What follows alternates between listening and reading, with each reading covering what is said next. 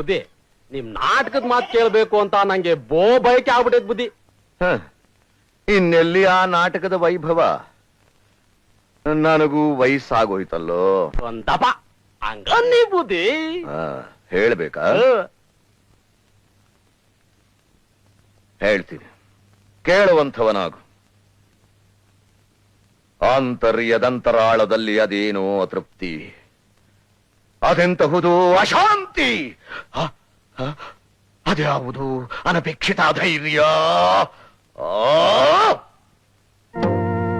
ಈ 8ನೆಯ ದಶಕಂಠ ರಾವಣನನ್ನು ಬೆಚ್ಚಿಸಿ ರೊಚ್ಚಿಗೆಬ್ಬಿಸುತ್ತಿರುವ ಆ ಅದೃಶ್ಯ ಶಕ್ತಿ ಯಾವುದು? ವಿವಿಧ ಲಲಾಟ ಲಿಖಿತನಾದ ವಿಧಾತನೆ. ತನ್ನ ವಿಧಾತ ಪಟ್ಟವನ್ನು ಗಂಟು ಕಟ್ಟಿ ನನ್ನ ಪಾದದಡಿಯಲ್ಲಿಟ್ಟು ಪಂಚಾಂಗದ ಪುರೋಹಿತನಾಗಿದ್ದಾನೆ ಆ ಬ್ರಹ್ಮ. ಹಾಗಾದರೆ ನನ್ನನ್ನು ಕ್ಷಣ ಕ್ಷಣಕ್ಕೂ ಕಾಡಿಸುತ್ತಿರುವ ಈ ಭ್ರಾಂತಿ ಕ್ಷಣಚಿತ್ತ ಕ್ಷಣಪಿತ್ತರಾದ ನವಗ್ರಹಗಳ ಕ್ರಾಂತಿಯೇ. ಭ್ರಾಂತು. ಆ ನವಗ್ರಹಗಳೆಲ್ಲ ನನ್ನ ಸಿಂಹಾಸನದ ಪಾದದಡಿಯಲ್ಲಿ ಹೆಗಲು ಮುರಿಸಿಕೊಳ್ಳುತ್ತಿದ್ದಾರೆ, ಹೆಗಲು.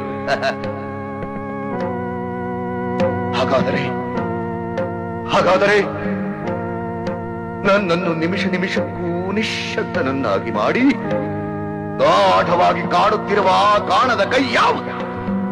ಅದೇನು ಈ ಪ್ರಪಂಚದಲ್ಲಿ ನನಗಿಂತಲೂ ಪರಾಕ್ರಮಿಯೇ, ಪ್ರಬುದ್ಧವೇ, ಪ್ರಚಂಡವೇ?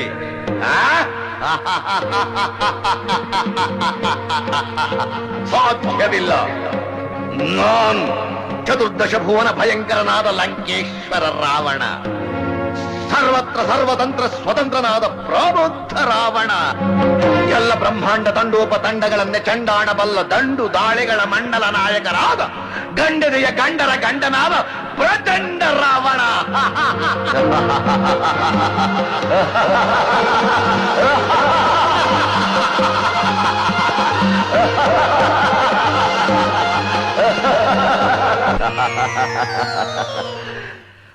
ನನ್ನ ರಾವಣನ ಪಾತ್ರ ನೋಡಿ ಇಡೀ ಪ್ರೇಕ್ಷಕ ಸಮೂಹ ಹೊಡೆದ್ರು. ನಿಮ್ಮ ನೋಡಿದ್ರ ಬುದ್ಧಿ? ನನ್ನಲ್ವೋ ಚಪ್ಪಾಳೆ. ಆ ಚಪ್ಪಾಳೆ ಸದ್ದು ಇನ್ನು ನನ್ನ ಕಿವಿಲಿ ಗುಯ್ ಗುಯ್ ಅಂತ ಗುಯ್ಗುಟ್ತಾ ಇದೆ. ಆ ಗುಂಗಿನಲ್ಲಿ ಇನ್ನೂ ಜೀವನ ಸಾಗಿಸ್ತಾ ಇದ್ದೀನಿ. ಇನ್ನೆಲ್ಲಿ ಆ ಗತಕಾಲದ ವೈಭವ?